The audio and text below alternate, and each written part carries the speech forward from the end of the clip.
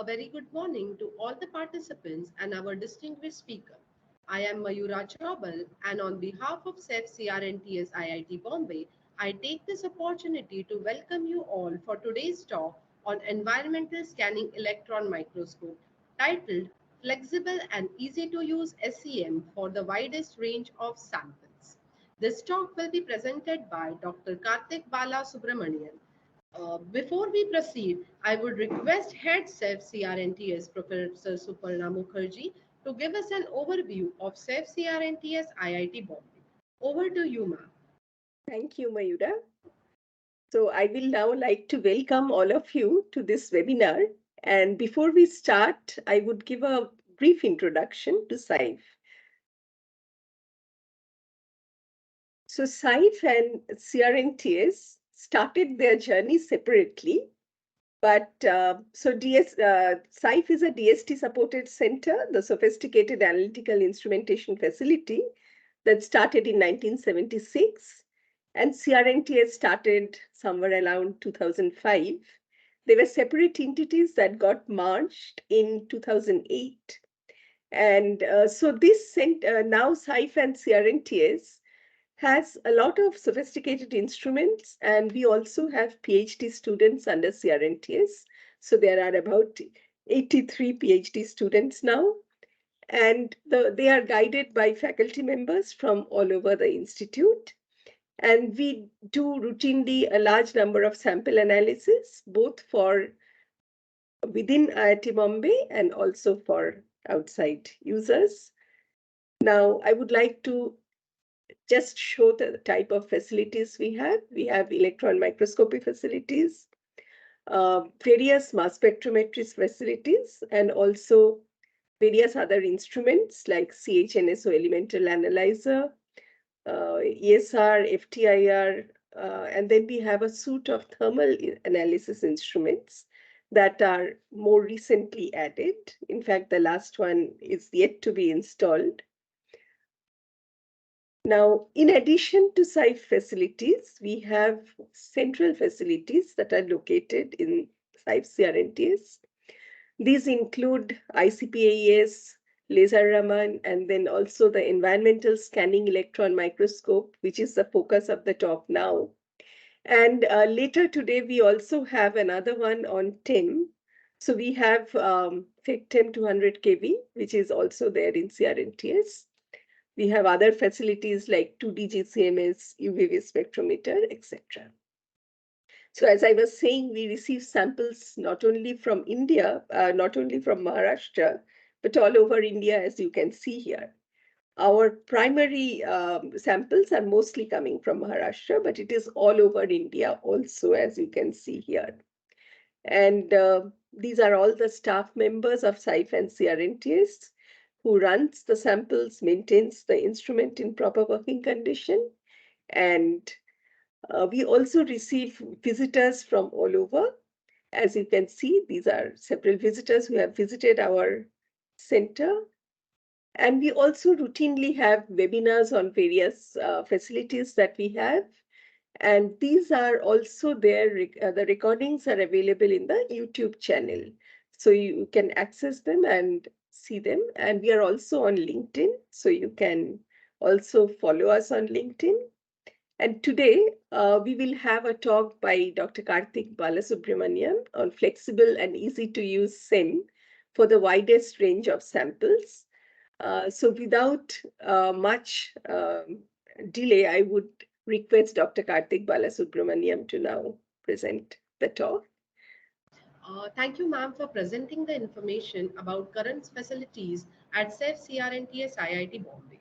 Now, I would like to introduce our today's speaker, Dr. Karthik Bala Subramanian.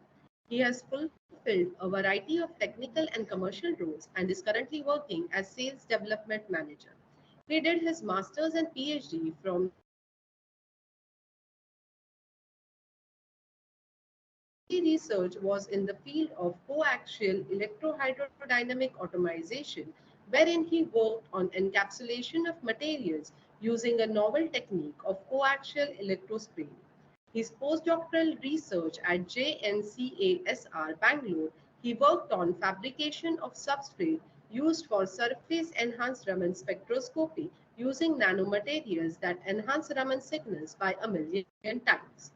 For the last 14 years, he has been in various roles in application, product specialization, and sales teams, wherein he has worked on cutting edge FEI electron microscope systems, including double aberration corrected Titan, transmission electron microscopes, scanning electron microscopes, dual beams, and X ray photoelectron spectroscopy.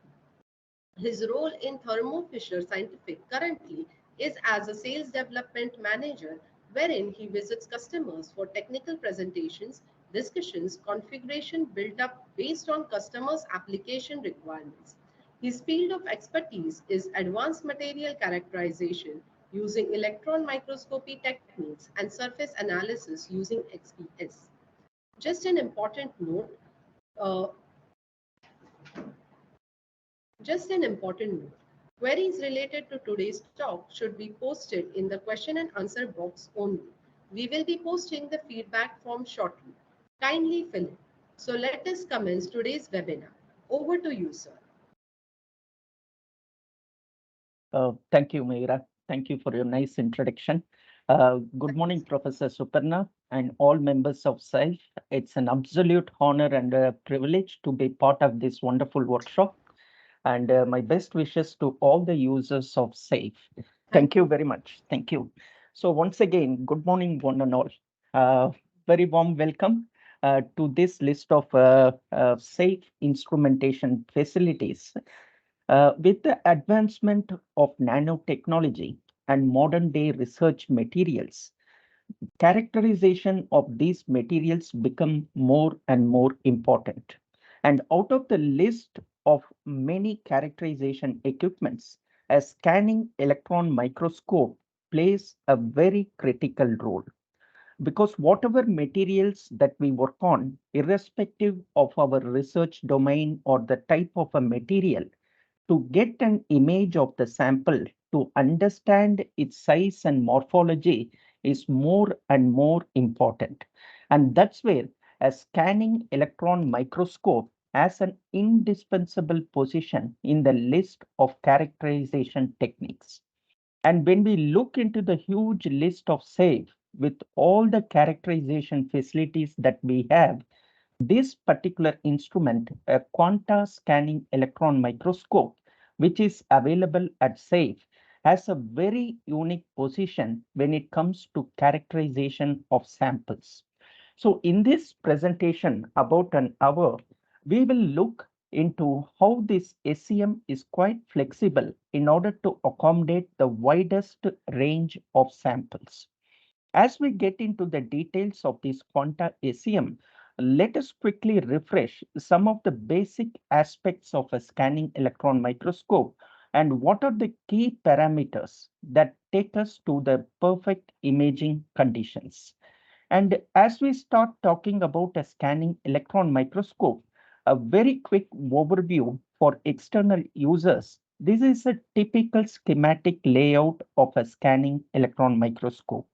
You have a gun area which houses the electron source, and this electron source emits electrons. And these electrons travel through the column, which consists of few electromagnetic lenses. And these electrons later on come and hit on our sample.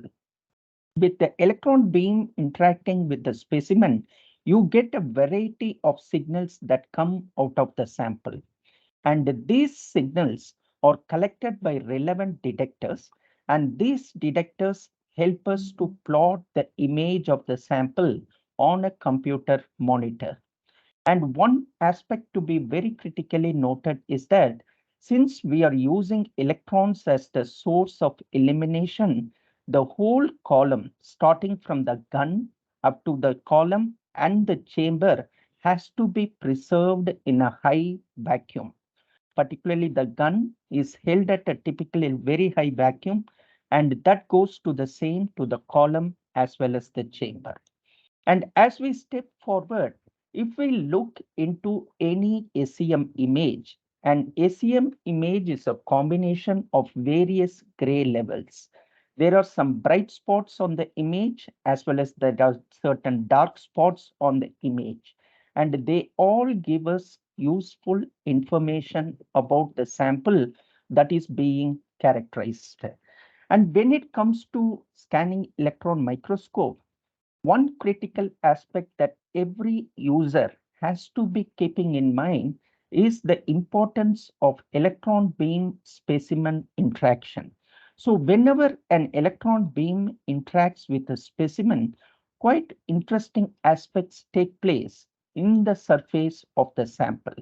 As your electron beam hits on your sample, it penetrates the surface of your sample and it goes through various scattering events. And these scattering events, they can be either elastic or an inelastic scattering. And just below the surface of a sample, this electron beam penetrates into a 3D volume. And that 3D volume formation is very critical for the information what we get out of the sample that is being characterized.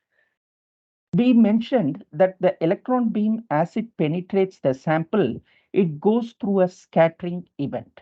There are two scattering events that contribute to our imaging on an SEM. The first one is an inelastic scattering. Very quickly, as your primary electron beam goes and hits on your sample, it penetrates the atomic structure of your sample, and the primary electron comes in contact with any of the electrons in the orbital. And with its mass and momentum, the primary electron knocks out a core electron from the shell. And this electron, which is ejected out of the atomic shell, that contributes to a secondary electron. A secondary electron usually has a high resolution and it gives sharp edges from the samples.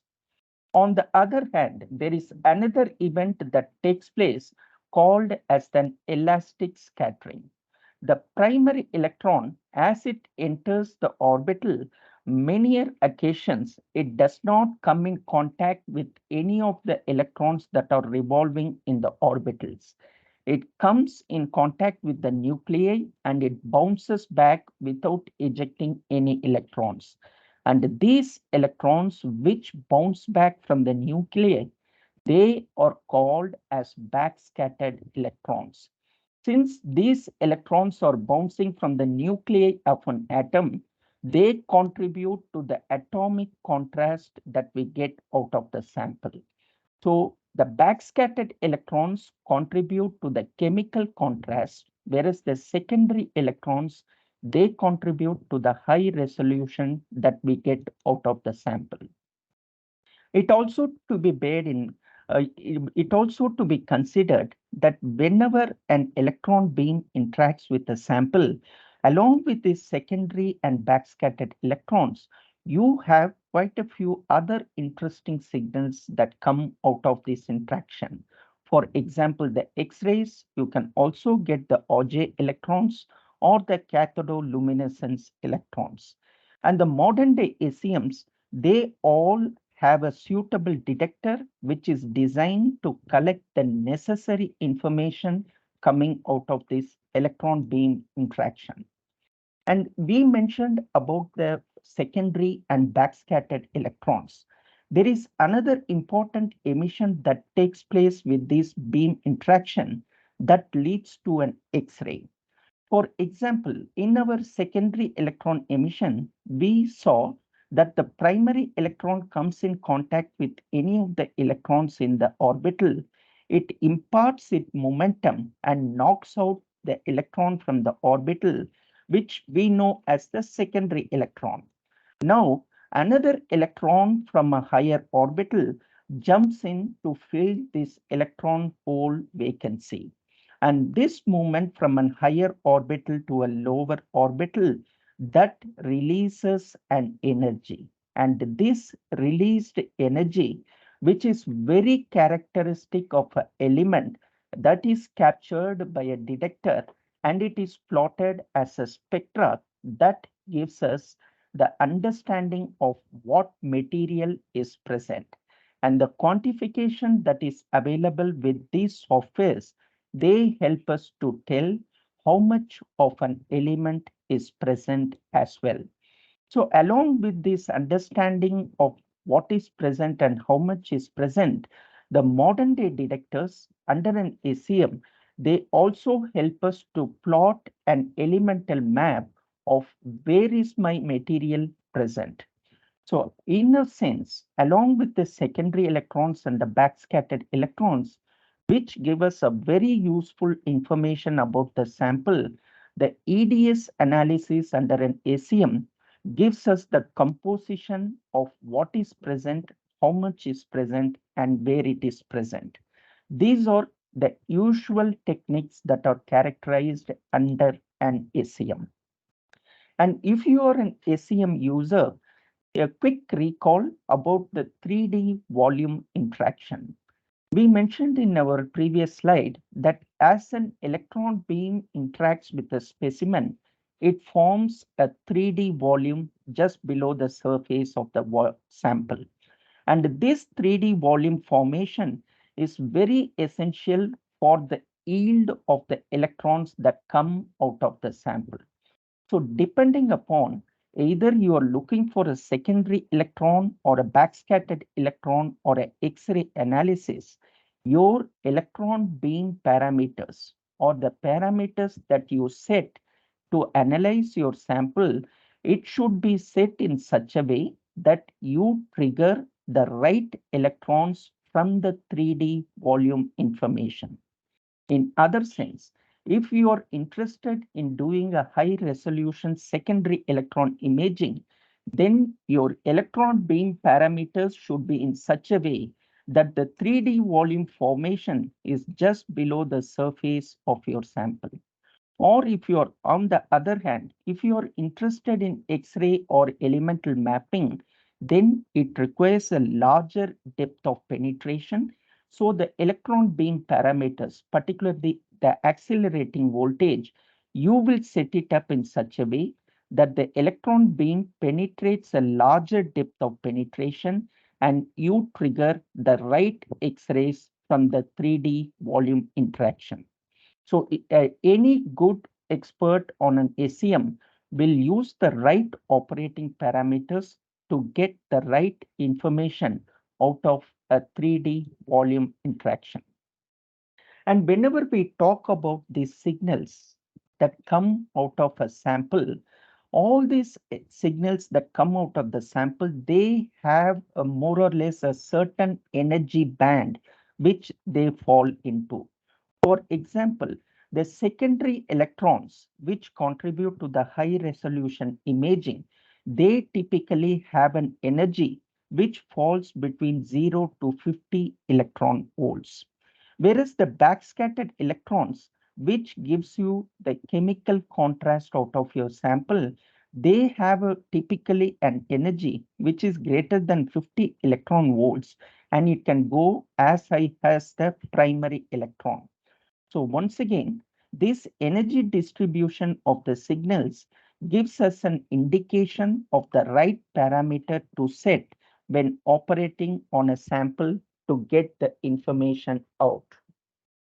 And as we step forward, one quick recall is like a scanning electron microscope helps the electron beam to scan across your sample pixel by pixel and line by line.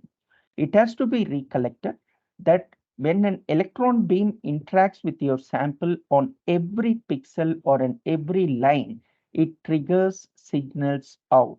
And the detectors help you to collect that information from that particular pixel, and it helps you to plot an image of your sample. It is good to mention here that when we operate on an SEM, many a times we use the terms low magnification and a high magnification. What it actually means is like when it is a low magnification, you are scanning a larger area on your sample. The electron beam scans a larger area on the sample, and the signals are collected and plotted on your monitor. When we mention that you are getting a high resolution image, which refers to high magnification image, it means the scanning coils scan a smaller area on your sample. So depending upon whether you excite a larger area or a smaller area on a sample, we call it as either higher or a lower magnification. And the only change that happens in terms of the optics will be the scanning coils determine which area to scan and get the information out. And whenever we go to a scanning electron microscope, it is worth noting out what kind of a source that is being used on an electron microscope. Because depending upon the source, the type of information or the quality of the information varies a lot. The common sources that are used in scanning electron microscopes are the tungsten sources or the field emission sources. A tungsten source uses a thermionic emission where the filament is heated to a certain temperature. Once the temperature overcomes the work function of the filament, then electrons start coming out of the filament. Whereas in case of a field emission gun, you are using a very high electric field, and in addition to the heated filament, this helps the electrons to tunnel out of the sharp point that comes out of the field emission tip. The reason that we need to be aware of the kind of emitters that is being used, because depending upon the source that we are using, the information differs a lot, because the electron sources, they vary a lot in terms of the properties, or they also differ a lot in terms of the information what you get. On a quick overnote, a field emission gun can give you a higher resolution and a lower kV performances, whereas a tungsten, which is a thermionic emission, can enable ease of maintenance and operation, and relatively the cost is on much on the lower side. So these factors, they contribute a lot in terms of the information what we get out of our sample.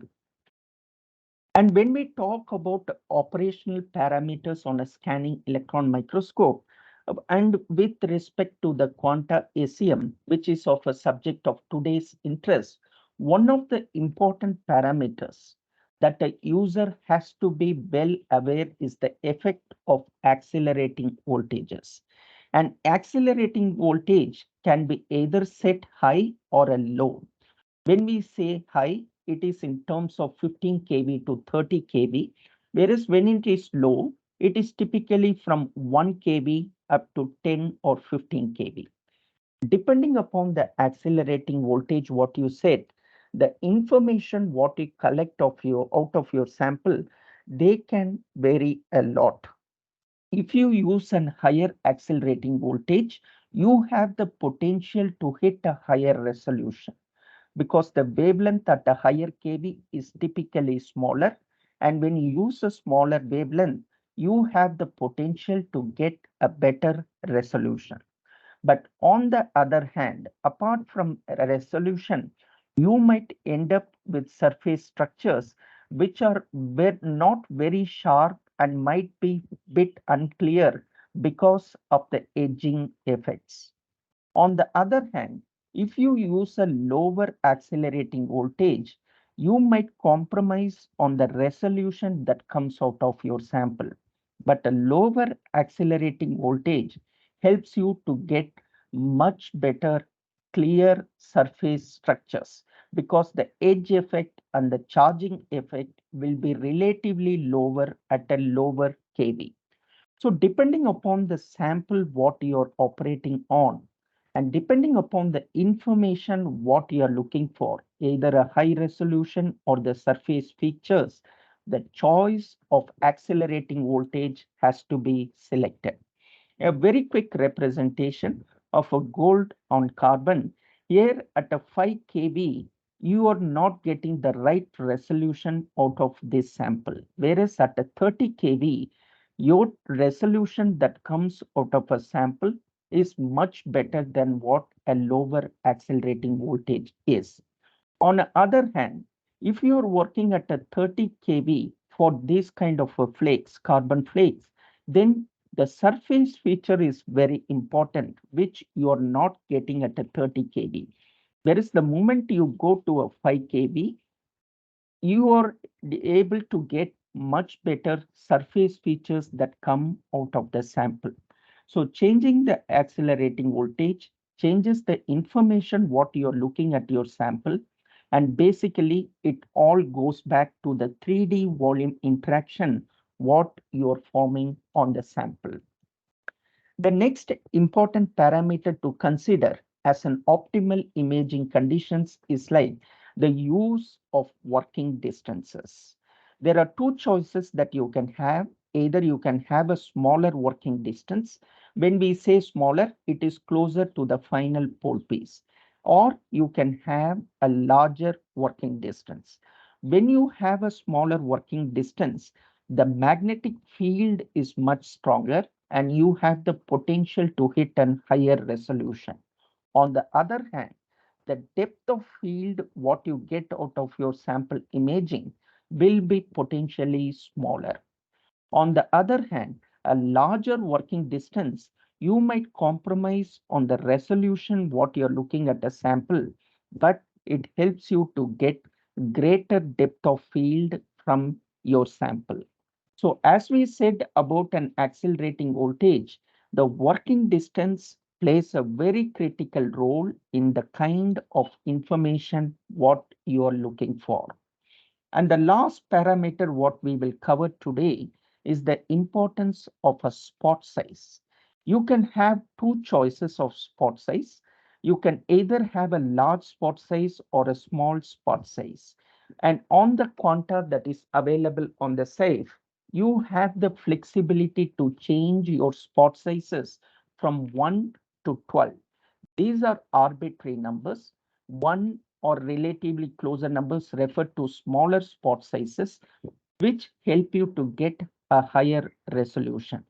And higher spot size, say for example 6, 7, or 8, they help you with the analytical studies, typically X-rays. If you're doing analysis, X-ray analysis, you would like a larger probe current to be put on your sample, and that's where a larger spot size helps you to get faster and quicker EDS analysis. So depending upon either you do a high resolution work or an analytical study, the choice of the spot size has to be selected. So these are the parameters one who goes to an SEM lab has to carry forward with the information that is required. And if you recall one of the earlier videos that we showed a set of the electromagnetic lenses in the arrangement of a scanning electron microscope. And a few slides before, we mentioned about the use of spot size and the accelerating voltage along with the working distance. By changing all these parameters, what internally we do to the electron optics is when you change the spot size, the condenser lens comes into the picture. The condenser lens is the one which controls the spot size and intensity that hits on your sample. So any changes you do with respect to those parameters, you are changing the settings of a condenser lens. On the other hand, when you want to do a sharp imaging, or if you like to collect few analytical data, then the sharpness of your electron beam, the spot that hits on your sample, is very important. And in order to control the shape of your probe, the objective lens comes into the picture. So whenever you change the focus or the stigmate of your electron probe, the objective lens, which is the most important lens of a scanning electron microscope, that comes into the picture with your settings. So ladies and gentlemen, with that sort of a quick introduction into the critical aspects of a SEM operation, let us step forward, getting into interest the subject of today's discussion. Ideally, when you speak, there are different scanning electron microscopes which can be classified based on the modes of operation. There are SEMs which are called as conventional SEMs. Conventional SEMs are the one which can operate only in a high vacuum mode. When I say high vacuum mode, it relates to the samples which are nice and conducting. Only those samples can be imaged in a conventional scanning electron microscope. There is a second category of electron microscopes, what is called as the SEMs with a low vacuum option. So these SEMs with a low vacuum option, they can work in a high vacuum mode and also a low vacuum mode, typically about 1 torr or 133 Pascal. So when we say high vacuum and low vacuum mode, it means these SEMs can handle samples which are nice and conducting and can also handle samples which are non-conducting or insulators. For example, if you have an oxide film or if you use a substrate which is glass or a quartz, these are the substrates which are non-conducting. And in order to image samples of this nature, you need to do a charge compensation, and the low vacuum mode helps you to do the charge compensation. But apart from these two kinds of SEMs, there is a third category of instrument which is very unique in the SEM class of classification, which is called as an environmental SEM, often called as an ESEM. So ESEM or the scanning electron microscopes, which can operate in high vacuum mode. It can also operate in low vacuum mode, but the uniqueness of this ESEM mode, for example, the quanta that is present in SAFE, is that it has an additional mode of operation, which is called as an environmental mode. The big difference when it comes to an ESEM mode is like, in case of a high vacuum and a low vacuum mode, you can handle samples which are conductors and non-conductors. But you cannot analyze a sample which is degassing or a sample which has a water content or a moisture in those samples.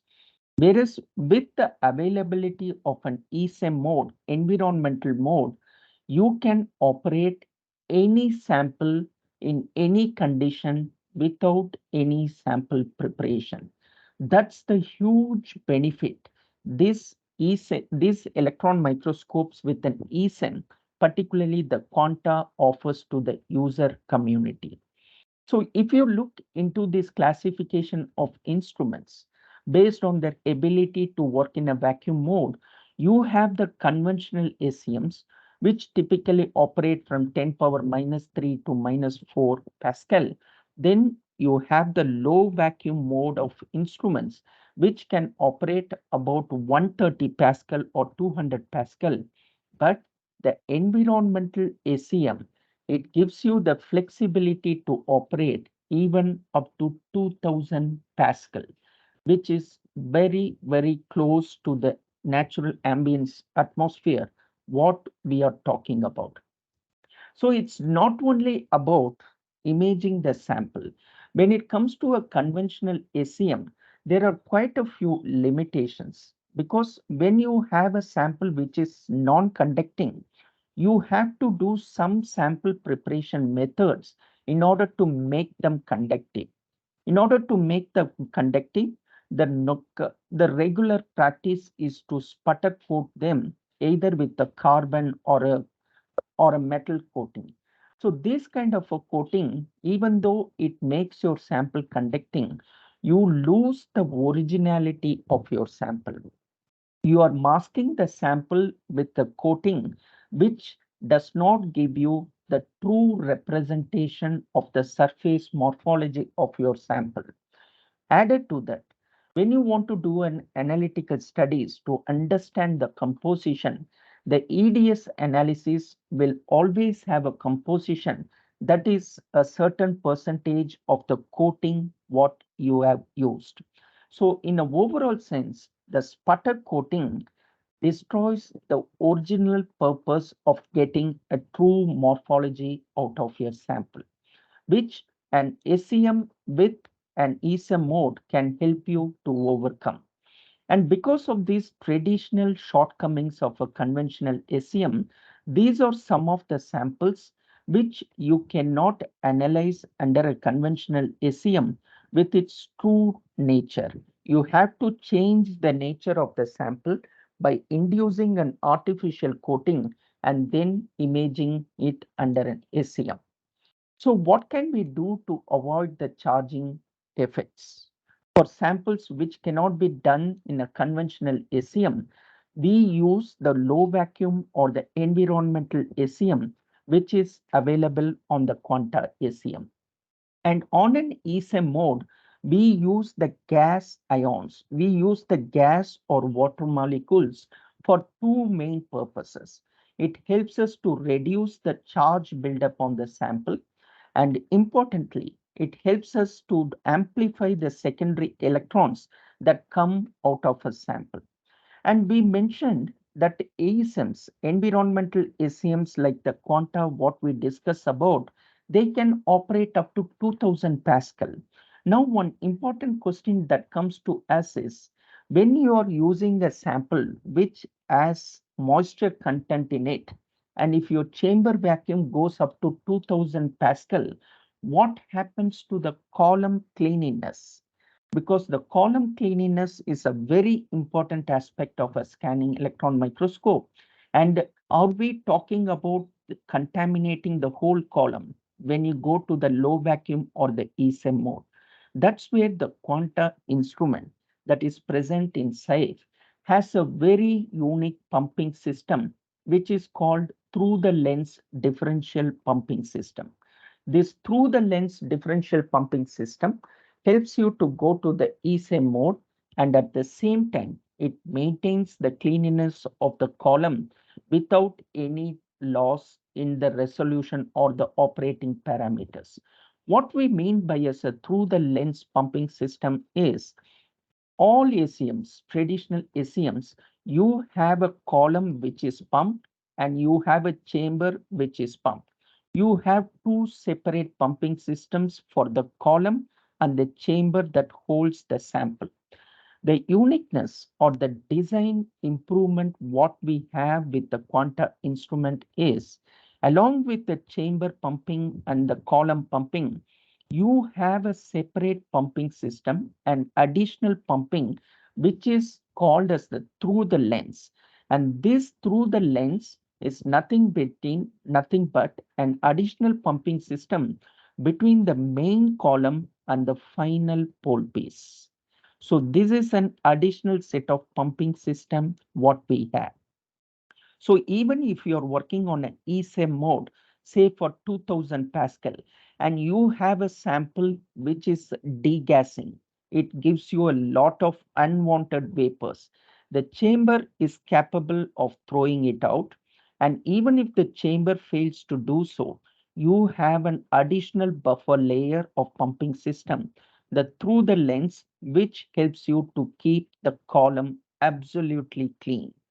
There are labs all around, for example, even our own SAFE, where the quanta has been used for years and years, and the column has remained absolutely clean thanks to this differential pumping system, which is a patented technology of Thermo Fisher Scientific, which was previously FEI. So it's not about only handling the samples. When you operate on an environmental ACM, say 2000 Pascal, you need to have the right secondary electron detector. You need to have a detector which captures the useful information that comes out of a sample. And for the quanta systems, we have a very unique detection system, which is the gaseous secondary electron system. So first of all, on the SEM mode, we use the gas molecules or ions to neutralize the charge buildup on the sample. And the secondary electrons that come out of the sample, they usually interact with the gas molecules, they ionize, and this ionization helps you to give much more amplification of the secondary electrons.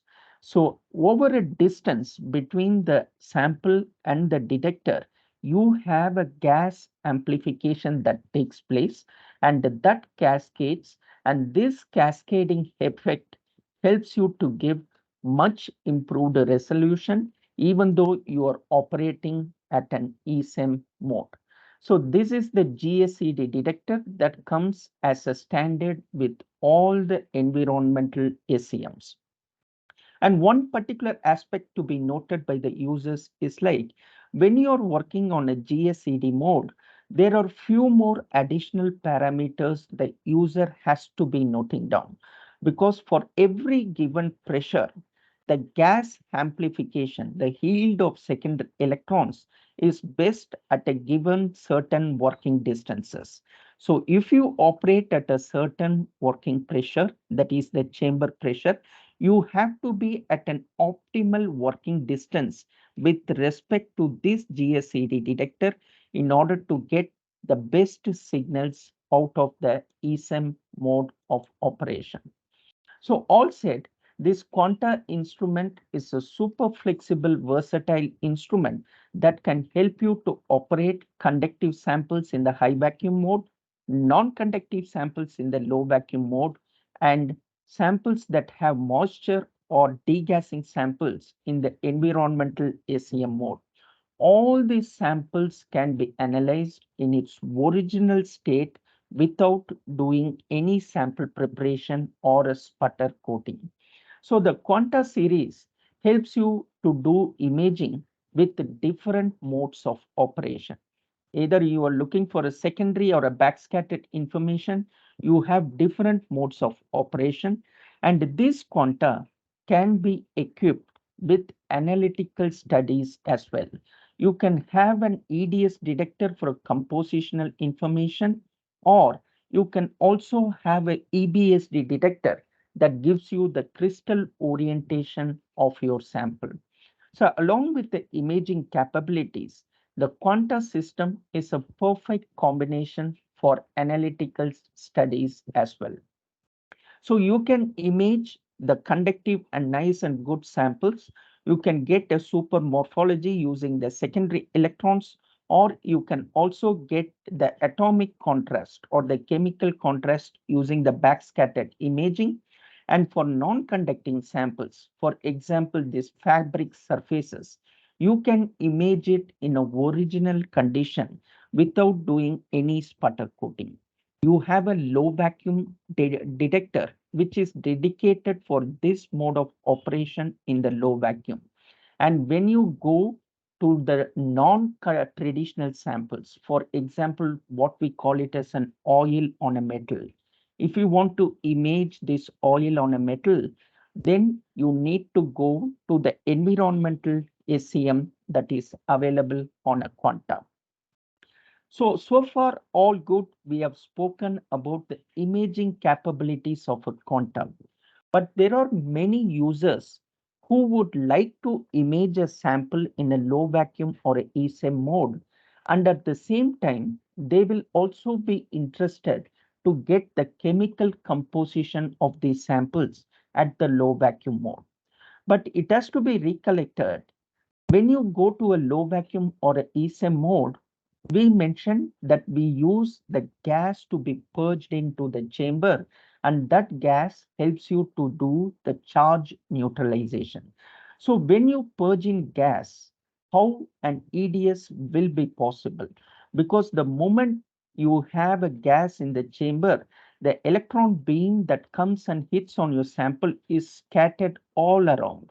So if you want to do an elemental analysis from a given location, the electron beam is scattered all around, and you get information or X-rays not only from your area of interest, from all the nearby areas. And this has been one drawback for some of the instruments which operate in a low vacuum mode. Whereas for the quanta, we overcome this drawback by having reducing the gas path length. So whenever you want to do an EDS analysis, a EDS cone attachment is available with the quanta systems, and this EDS cone can be attached to the final pole piece, and this reduces the gas path length. So the electron beam that travels about 10 millimeters in a normal condition, when you have this EDS cone, the electron beam has to travel only 2 millimeters. And this helps your accuracy in the EDS analysis to a great extent. So here is a quick comparison that we have done an elemental quantification EDS analysis, and we have found that the EDS quantification, irrespective of the detector what you have, comes absolutely close either you operate in high vacuum mode or a low vacuum mode. The only condition, the accuracy is much better when you use the EDS cone on your final pole piece. So all to say, for the user community, EDS analysis on a low vacuum mode and accurate quantification is absolutely possible with the quanta systems. And these quanta systems, apart from the EDS mapping, you can also have the EDS for the inverse pole figure crystal orientation. So the quanta systems, they give you a greater flexibility in terms of imaging and also for the analytical studies. Now, the last aspect or the subject of interest is we have an SEM mode that helps to take our sample to 2000 Pascal. So is it possible to do some in situ dynamics under an SEM mode? The answer is yes. This quanta is completely compatible with any of the in situ dynamics that you want to do. Either it can be the cold stage or the heating stage, what you can use. And these are some of the studies which generate a great interest in both metallurgical as well as the chemistry users.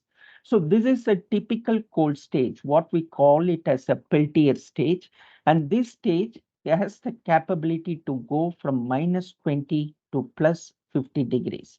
So if there are certain in situ changes that can happen in your sample with respect to phase or a morphological change, this is a perfect attachment to use on your sample. And this stage can be fitted onto the quanta stage, and the software gives you a greater flexibility that along with the temperature control, you can also vary the relative humidity of your sample. So when you have a flexibility to change the temperature and relative humidity, it helps you to get far more information, particularly with the dynamic changing information that comes out of your sample. A quick example of a porous synthetic bone. So this was an experiment when the sample is wet, the morphological studies was done, but it is more and more important to understand in situ that when the sample gets dried out, how does the morphological changes happen? And that is possible when you have the Peltier stage that helps you to change the temperature and relative humidity. And few more examples of an in situ study dynamics, where when you use the temperature study, the Peltier stage, for example, around -18 to 20 degrees, you will be able to see all these surface morphological changes happening. If this is interesting for your sample, you can do this sort of a studies only on an environmental SEM mode, which is available on the quanta systems.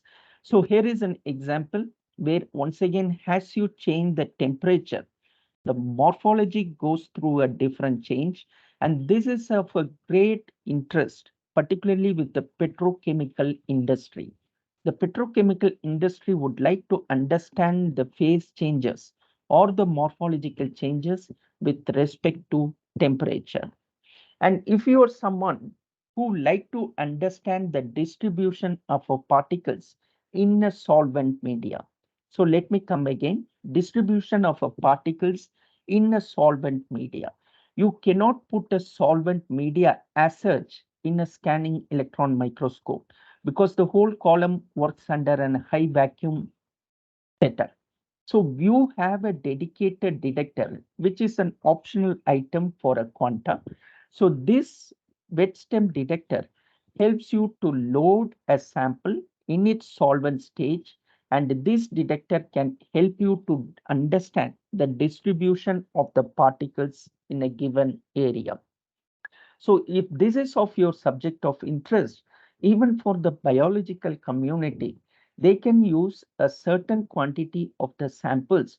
For example, if you want to understand the distribution of a virus or a certain proteins, as long as they are in the morphological size that can be resolved by the quanta system, then the wet stem detector becomes a perfect tool to understand or study these kind of a samples.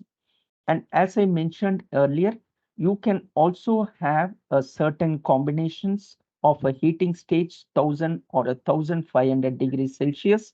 And this is a subject of great interest to understand the morphological studies. So the moment these tin balls, when they go beyond 950 degrees, you will observe that there is a big change in the surface morphology that happens across 1000 degrees. So this is a quick example to show that oil in a water. And for the biological users, this quanta instrument is a great boon because all along the times it has been told to them that their samples cannot be analyzed because they have a moisture content in them. Whereas the quanta, with its unique capability to operate in the environmental mode, they can help you to analyze any kind of a sample in its original nature with no sample preparation. The only requirement is when you use an environmental SEM detector, there are few more additional parameters with respect to the working distance and the relative humidity comes into the picture. So a certain amount of preparation is needed from the user when they take the sample, understand what kind of a parameters to be set before you start imaging on them. These are certain normal standard imagings of some nature samples, which is quite regular on a quanta instrument. And this is an example for the concrete and the cement industry. And this is an example from a combustion of a diesel for the petro automobile industry. The reason for bringing this is like these are the two sectors of samples which were often called as a non-traditional samples, or a certain extent they were also referred as dirty samples because these are the samples which start degassing the moment electron beam starts interacting with them. But the quanta system, with its superb capability to jump into the SEM mode, can help you to neutralize to neutralize the charge buildup on the sample, and any degassing that can happen in these kind of non-traditional samples can be pumped out with the unique differential pumping what we have in our system. And just a quick last example, this is to show the flexibility of a quanta where you can even image live mite samples. This is definitely not to show that tomorrow the users can take a box of live mite samples and ask Mayura madam to image it. That's not the intention. The whole intention is to show the flexibility of the quanta system is it can handle any kind of a sample in its original nature, provided we go in with the right operating conditions that help us to image it. And with that, a quick conclusion that a quanta system has a very unique capability to operate in three different operational modes. It can work in high vacuum to take care of the conductive and traditional samples. It has a low vacuum mode that can help you image non-conductive samples like ceramics or geological samples. The third important mode is like a quanta system can go into an environmental SEM mode, and this environmental SEM mode can help you to handle non-traditional samples, samples that have a moisture in them, samples that have degassing nature built on them. Or this ESEM mode can also help you to do in situ dynamics. So all said, the quanta which is equipped with an environmental SEM mode is the most versatile SEM that is available in the market. It can handle any kind of a sample in its original state without any sample preparation, and it can help you to get any data out of your sample. All said, the Quanta is the most versatile scanning electron microscope that is available in the market. So with that, I conclude by once again thanking you all for this wonderful opportunity. And if there are any queries, I'd be more than happy to answer. Thank you, one and all. Thank you. Thank you, Dr. Karthik Balasubramanian. That was an informative talk. We have certain questions lined up for you. So the first question is, how to prepare biological samples like fungal and microbial cultures for SEM analysis without damaging the cell structure? And which type of SEM should be used? Yes. Obviously, you should be looking at an SEM which is equipped with an environmental SEM. And if it all depends on the size of the morphology, what you're trying to look for. If the morphology falls in terms of few micrometers or a few hundreds of nanometers, then a tungsten SEM like a Quanta will be good enough. If you're looking at a higher resolution, then you need to go to a Quanta system that operates with a field emission gun. Second, when it comes to sample preparation, you have dedicated stubs which can help you to do biological sample preparation. The main objective of these dedicated stubs is like when you enter the chamber of an SEM, and if you're not sure what kind of a chamber pressure to start up with, sometimes it could end up like your samples are getting disturbed and it might spill around the stage. So if you have an absolute clear idea from the literature what chamber pressure to use, you can directly use these steps. If not, you need to have a certain preparation methods which would prevent the sample or the culture media getting sprayed into your stage or your chamber. Thank you, sir. The next question is, can we image sample of oil emulsion with 90% moisture? Yes, it can be done, but again, it requires a lot of trial and error with respect to the chamber pressure and the ambient pressure what you are setting up. If your relative humidity is right and your chamber pressure is also correct, then imaging it would be a straightforward experiment. But you need to pick up these parameters from the literature. What are the ideal operating parameters, conditions? Thank you, sir. The next question is, can we do SEM for liquid aerosol samples? Yes, it can be done, man. It's a regular thing on an environmental SEM mode. But again, the moment we talk about an environmental SEM mode, from the literature, you need to find out what is the chamber pressure they have used, what is the working distance for the ESEM detector has been used. These are the parameters wherein if you have a prior information, the operator or the user will be able to get you quick information. Because unlike a low vacuum or a high vacuum mode, in a ESEM, you have much more operational parameters to take care. And this background information from the user will help the operator to go to the right parameters much faster. The next question is, what is edge effect? When you work for a high resolution, as your electron beam interacts with your sample, the electron beam scans across your sample pixel by pixel. So when you come across any sample morphology, particularly at the corners of your sample, the 3D volume formation just below your sample, that is not as straightforward as a flat surface, because the 3D volume formation in case of the edges on your sample is little bit different, and the signals what come out of these edges, they come at a certain angle and a direction, and this certain angle and direction, they might contribute sometimes to a loss in resolution, and this is often called as an edge effect when it comes to the SEM imaging. Okay, sir.